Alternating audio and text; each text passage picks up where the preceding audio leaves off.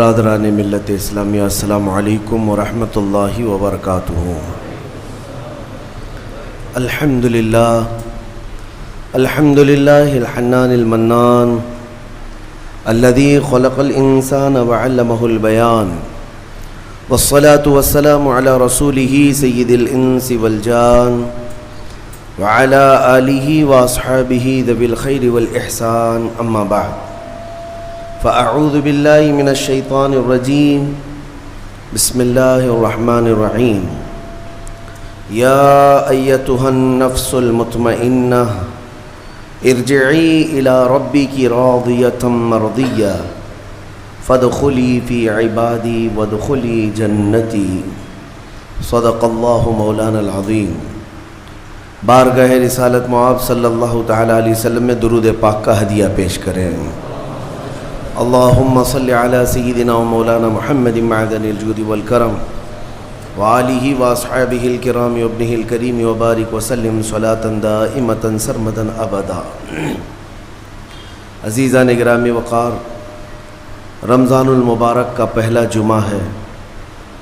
اللہ عز و جل اس کی سعادتیں، اس کی برکتیں ہم سب کو نصیب فرمائے۔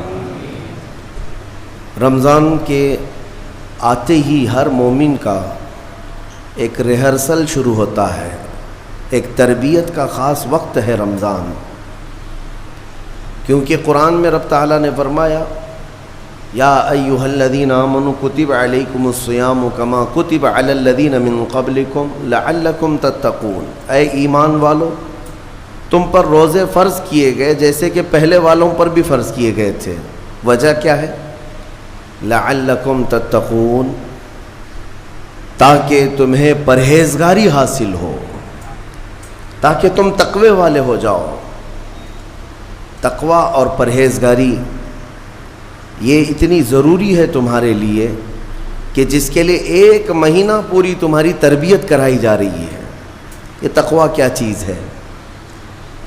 میں آپ سے اگر کہوں کہ یہ بنیاد ہے تمام اعمال کی، تقوی جو بھی عمل کریں آپ، تقوی جو ہے یہ بنیاد ہے۔ تقوی کا مطلب ہے اللہ کا خوف، اللہ کا خوف، یا جو بھی عمل کرتا ہو وہ صرف اللہ کے لیے کرتا ہو، یہ تقوی ہے۔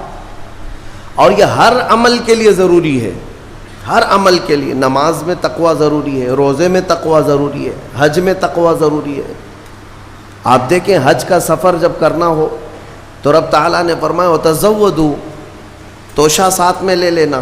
سفر پر جا رہے ہو حج کے لیے، ساز و سامان توشہ ساتھ میں لے لینا، لیکن ساتھ میں ہی کون سا توشہ اچھا ہے؟ یعنی روٹی، سالن، چاول یہ توشہ، کپڑے لتے، حاجات یہ توشہ؟ خود رب تعالیٰ فرماتا ہے فَإِنَّ خَيْرَ الزَّادِ تَقْوَىٰ، سب سے بہترین توشہ تقوی ہے۔ یہ تقوی کی ہر جگہ پر اللہ تبارک و تعالیٰ نے تاکید فرمائی۔ اب میں آپ کو بتاتا ہوں یہ رمضان المبارک جو 1 مہینہ تمہیں تربیت کے راستے سے گزارا جاتا ہے، کس وجہ سے؟ تاکہ تمہارے دلوں میں تقوی آئے۔ تقوی، اور تقوی کی سب سے پہلی جو تربیت ہوتی ہے، صوفیہ اکرام کے پاس جب کبھی کوئی طالب جاتا تھا مرید ہونے کے لیے یا خلافت لینے کے لیے، پہلے کا دور ایسا تھا کہ اولیاء اکرام سب سے پہلے اسے اپنی خانقاہ میں رکھ کر کے بھوکا اور پیاسا رکھتے تھے، کہ بھوک کو برداشت کرنا اور پیاس کو برداشت کرنا اگر تیری عادت بن گئی تو تقوی یوں ہی آ جائے گا۔ سید آل رسول مارہروی رحمۃ اللہ تعالیٰ علیہ، مارہرہ کے بڑے پائے کے بزرگ ہیں، اعلیٰ حضرت کے پیر مرشد، ان کے پاس ایک صاحب آئے، ایک مولانا صاحب آئے خلافت لینے کے لیے۔ شام کے وقت وہ پہنچے، سیدھے آتے ہی کہا کہ حضور آپ اپنی خلافت وغیرہ مجھے دے دیجئے۔ تو اس وقت ایسے بالکل بٹ نہیں رہی ہوتی تھی۔ آپ نے کہا آپ آج تو آئے ہیں، مہمان ہیں ہمارے ہاں، رک جائیے خانقاہ میں، کل کو بات کریں گے، رات ہو چکی۔ اور حضرت نے اپنے خادم سے کہا مولانا کی اچھی خاطر تواضع کرو۔ رات کو ان کو ایک کمرے میں رکایا گیا اور ان کو خوب مچھلی کھلائی گئی۔ حضرت کا حکم تھا کہ انہیں مچھلی پیٹ بھر کر کے کھلائیں لیکن پانی مت دینا. اور ایک خاص قسم کی وہاں پر مچھلی ملتی ہے اتر پردیش میں، وہ مچھلی کھلائی گئی. جب پیٹ بھر کر کے مولانا صاحب نے مچھلی کھائی تو خادم صاحب نے باہر سے دروازہ بند کر لیا، کمرے میں انہیں اندر چھوڑ کر باہر چلے گئے. وہ اندر سے پکارتے رہے پانی تو دے دیجئے، کھانا کھا لیا پانی تو دے دیجئے. کوئی سننے والا ہی نہیں تھا. وہ پانی کرتے کرتے کرتے اندر سے چیختے رہے، چلاتے رہے، اور پھر جو ہے ان کی آنکھیں بڑی ہو گئی تھیں پیاس کی شدت کی وجہ سے. ظاہر سی بات ہے مچھلی کے بعد بہت تیز پیاس لگتی ہے، کیونکہ مچھلی باہر بھی پانی میں رہتی ہے، اندر بھی اسے پانی کی ضرورت ہوتی ہے. تو وہ چیختے رہے یہاں تک کہ اب برا بھلا کہنا بھی شروع کر دیا. میں نے ان کی بڑی تعریف سنی تھی لیکن مہمانوں کے ساتھ ایسی بدتمیزی، ایسا سلوک. رات بھر وہ تڑپتے رہ گئے. صبح کو جو ہے نڈھال پڑے تھے زمین پر، فجر سے پہلے دروازہ کھولا گیا. انہوں نے آؤ دیکھا نہ تاؤ، خادم کا جبہ پکڑ کر کھینچا اور لڑنے پر آ گئے ہیں. تماچے لگائے، کہا کہ یہ کوئی شرافت ہے، یہ کوئی تہذیب ہے؟ اس طرح سے کھانا کھلا کر مہمان کو بغیر پانی کے بند کر کے چلے جاتے ہو. تو حضرت اس وقت آ گئے. حضور آل رسول رحمۃ اللہ تعالیٰ علیہ قریب آئے، پوچھا کیا بات ہے؟ کہا آپ نے ایسا ایسا ہمارے ساتھ سلوک کیا. کہا اب آپ کو پانی دے دیا جائے گا لیکن اب خلافت نہیں دی جائے گی، اس لیے کہ پانی کی پیاس برداشت نہ کر سکے اسے تقویٰ نہیں، اور تقویٰ نہیں تو خلافت کس بات کی؟ تقویٰ کئی چیزوں سے رک جانے کا نام ہے. حضرت عمر فاروق رضی اللہ تعالیٰ عنہ سے پوچھا گیا تقویٰ کیا چیز ہے؟ تو آپ فرماتے ہیں کہ یوں سمجھو کہ ایک راستہ ہے جس میں دائیں جانب بھی کانٹے ہیں، بائیں جانب بھی کانٹے ہیں، سامنے تمہاری منزل ہے. دونوں راستوں سے کانٹوں سے اپنے جسم کو بلکہ اپنے کپڑوں کو بچا کر کے نکل جانا، یہی تقویٰ ہے. اور رسول پاک صلی اللہ تعالیٰ علیہ وسلم کی ایک حدیث پاک، الحلال بین والحرام بین، فرمایا حلال بھی واضح ہے، حرام بھی واضح ہے. کیا چیز حلال ہے یہ بھی پتہ ہے آپ کو، کیا چیز حرام ہے یہ بھی پتہ ہے. شراب حرام ہے، خنزیر حرام ہے، مردار حرام ہے، چوری حرام ہے، یہ سب تو پتہ ہے. حلال بھی پتہ ہے، اپنے ہاتھوں سے کمائی ہوئی چیزیں حلال ہیں. چاول، گیہوں، باجرہ، یہ سب چیزیں حلال ہیں نا آپ کے لیے. پھلوں میں بہت ساری حلال ہے، جانوروں میں جو حلال ہے وہ سب پتہ ہے. تو حلال کی لسٹ بھی معلوم ہے تمہیں، حرام کی لسٹ بھی معلوم ہے. حضور پاک صلی اللہ علیہ وسلم فرماتے ہیں ان دونوں کے بیچ میں کچھ چیزیں ہیں جن کے بارے میں پتہ نہیں چلتا حلال ہے کہ حرام ہے. ان چیزوں کو چھوڑ دینے کا نام تقویٰ ہے. بعض لوگ کیا سمجھتے ہیں حرام کو چھوڑ دینا تقویٰ ہے. ارے میاں حرام کو چھوڑنا تو مسلمان کی شان ہے، ضروری ہے.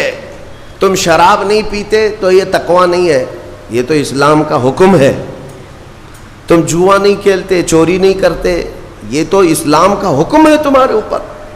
لیکن کچھ ایسے شک والی چیز سے بھی بچ جاتے ہو، اس کو کہتے ہیں تقویٰ. وہ تقویٰ ہے. تقوی کی بہت ساری مثالیں ہیں، لیکن میں آپ کے سامنے ابھی رمضان کے متعلق عرض کرنے جا رہا ہوں کہ جیسے گزشتہ میں نے ایک تفسیر میں بھی عرض کیا، بعض لوگوں کو ایسا لگتا ہے کہ رمضان میں لوڈ شیڈنگ ہوتی ہوگی، کچھ خزانہ خدا میں بچت کے لیے لوگوں کو بھوکا اور پیاسا رکھا جاتا ہے، کچھ رزق بچا لیا جائے. نادانو، اللہ رب العزت جو پوری کائنات کا رزاق حقیقی ہے اسے کسی چیز کی کمی نہیں ہے. یہ روزے جو فرض کیے گئے خزانے میں بچت کے لیے نہیں بلکہ ہمارے جسموں کی اور ہماری روحوں کی اصلاح کے لیے، ہماری روحوں کی اصلاح اور جسموں کی اصلاح کے لیے ہمیں تقویٰ ملے. میں آپ کو بتاتا ہوں، ایک سوال میں آپ سے پوچھتا ہوں.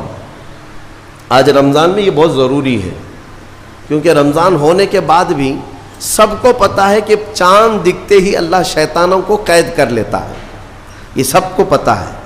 حدیث پاک میں بھی سرکش جنات اور شیطان دونوں قید ہو جاتے ہیں. ان کو قید کر دیا جاتا ہے, جب تک چاند نہیں دکھے گا یہ نہیں آئیں گے. لیکن جو 11 مہینے ہم بلیم ڈالتے تھے شیطان پر کہ ہم سے برائیاں ہو گئی, گناہ ہو گئی, کیوں؟ ارے شیطان ایسا کرا دیا, شیطان ویسا کرا دیا. اب رمضان میں کون کرا رہا ہے؟ شیطان تو ہے نہیں. پھر فجر میں سوتا کیوں ہے؟ بغیر نماز پڑھے ٹانگ پھیلائے ویسی نماز قضا کر رہے. کون سا شیطان تمہیں سلایا؟ ابھی تو شیطان ہے نہیں.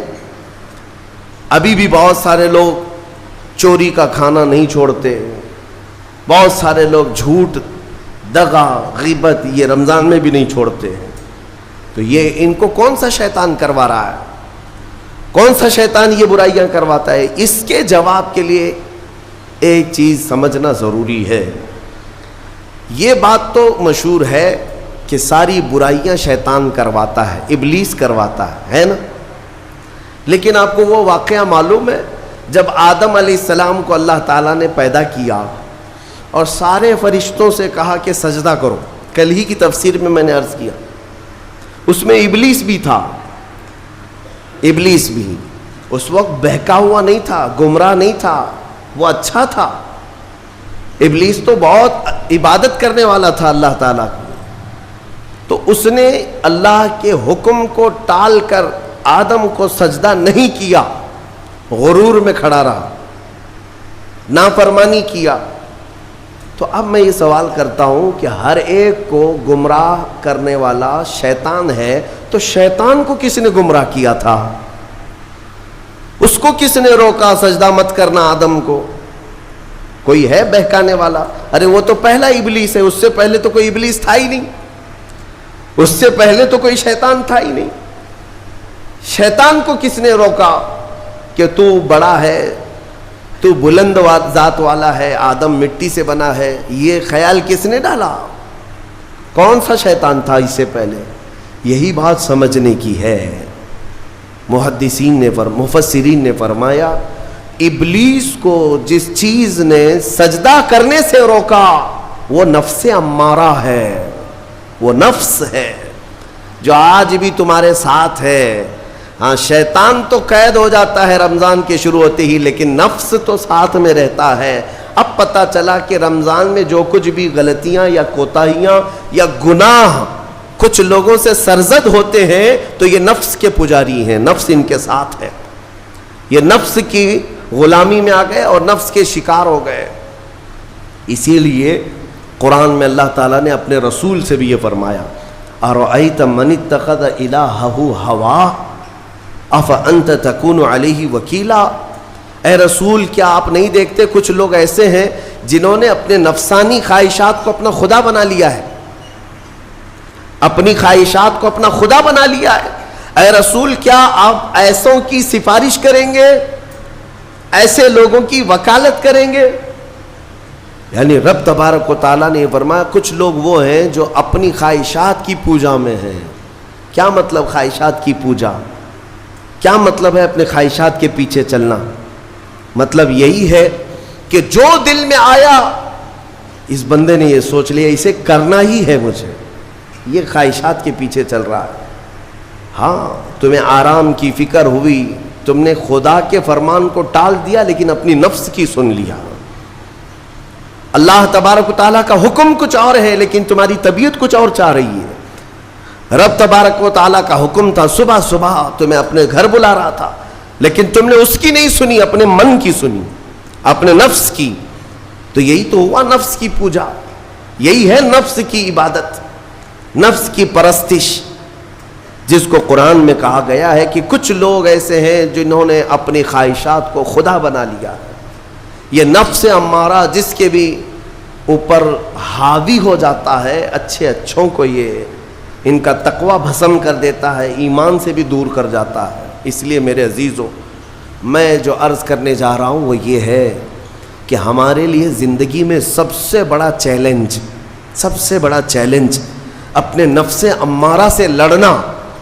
آپ کو پتہ ہے رسول پاک صلی اللہ تعالیٰ علیہ وسلم ایک جہاد سے جب واپس مدینے تشریف لا رہے تھے, وہ جہاد بہت سخت تھا, صحابہ زخمی تھے, بہت گھماسان کی لڑائی ہوئی تھی، لیکن جب واپس مدینے آ رہے تھے تو میرے آقا نے ایک جملہ فرمایا تھا، رجعنا من الجہاد الاصغر الى الجہاد الاکبر، اے میرے صحابہ ہم چھوٹے جہاد سے بڑے جہاد کی طرف جا رہے ہیں۔ صحابہ نے پوچھا اس سے بڑا جہاد اب کون سا ہے یا رسول اللہ؟ میرے آقا صلی اللہ علیہ وسلم فرماتے ہیں، اے میرے صحابہ اپنے نفس سے لڑنا اب یہ بڑا جہاد ہے، نفس سے لڑنا بڑا جہاد ہے۔ میرے عزیزو، یہ خواہشات کو ہی ختم کرنا ہو، اس نفس کو اگر کنٹرول میں لانا ہو تو کیا کرو گے؟ نفس امارہ سب کے پاس ہے۔ قرآن میں مولا فرماتا ہے وَمَا أُبَرِّئُ نَفْسِي إِنَّ النَّفْسَ لَأَمَّارَةٌ بِالسُّوءِ إِلَّا مَا رَحِمَ رَبِّي، کوئی اپنے نفس سے بچ نہیں پائے گا سوائے وہ شخص جس پر میرا رب رحم فرمائے۔ اللہ کا رحم جس پر ہو گیا وہ اپنے نفس سے بچ جائے گا۔ میں آپ کو ایک دعا بتاتا ہوں، حضور پاک صلی اللہ علیہ وسلم اگر دعا کرتے تھے تو اس سے آپ کو اندازہ ہو جائے گا کہ یہ کتنی امپورٹنٹ چیز میں آپ کے سامنے کہہ جا رہا ہوں۔ کون سی؟ حضور جب دعا کرتے تھے تو یوں کہتے تھے اللہ کی بارگاہ میں، اللہم لا تکلنی الی نفسی طرفۃ عین، اے اللہ تو مجھے میرے نفس کے حوالے ایک منٹ کے لیے بھی مت دینا، تو اپنی حفاظت میں رکھ۔ حضور جب یہ دعا کرتے تھے کہ مجھے میرے نفس کے حوالے ایک منٹ کے لیے، طرفۃ عین کہتے ہیں پلک جھپکنے کے برابر، اتنے ٹائم کے لیے بھی اے اللہ تو مجھے میرے نفس کے حوالے مت کرنا، تو اپنی حفاظت میں رکھ۔ سید الانبیاء جب یہ دعا کرتے ہیں تو اندازہ کرو اے مومنو، نفس کی تباہ کاریاں کیا کیا ہیں، یہ کتنوں کو ہلاک کر دیتا ہے، کتنوں کا عمل ضائع کرتا ہے، کتنوں کا ایمان ختم کرتا ہے۔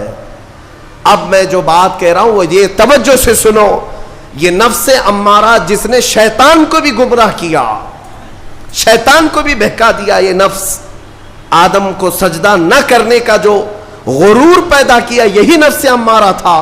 اس نفس امارہ کو اگر کوئی کنٹرول کرا سکتا ہے تو وہ ماہ رمضان المبارک، بس یہی ہے رمضان کی فضیلت۔ رمضان المبارک اس لیے تمہیں دیا گیا کہ بڑی بڑی طاقتیں تمہارے نفس کو قابو میں نہیں کر پائیں گی، لیکن رمضان کے روزے تمہیں کنٹرول میں لے آئیں گے، کنٹرول میں لائیں گے۔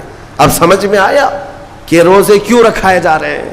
ارے گرمیوں کی شدت ہے، ادھر حلق سوکھا جا رہا ہے، پیٹ پیٹ سے لگ جاتا ہے۔ ان لوگوں کو پوچھو روزہ کیسا ہوتا ہے جو مزدوری کرتے ہیں، ان لوگوں سے پوچھو جو دن بھر کام کاج کرتے ہیں۔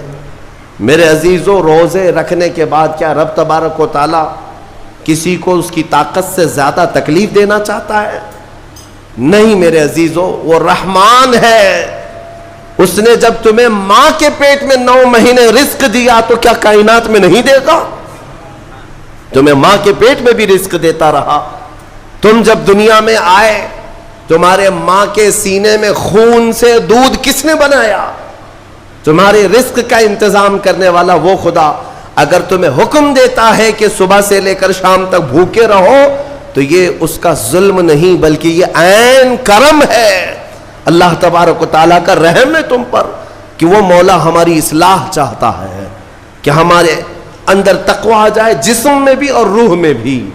اب ایک اور بات میں آپ کو بتا دوں، میں نے ایک بات پڑھی تھی نفس کے متعلق، یہ نفس امارہ، اسی لیے امام غزالی رحمۃ اللہ تعالیٰ علیہ نے فرمایا اللہ کی جو مخلوق ہے وہ 3 طرح کی ہے، ایک فرشتے، دوسرے انسان، تیسرے جانور۔ یہ 3 الگ الگ قسم کی مخلوق ہیں، کیونکہ اللہ تعالیٰ نے تینوں کو جو چیزیں دی ہیں ان میں فرق ہے۔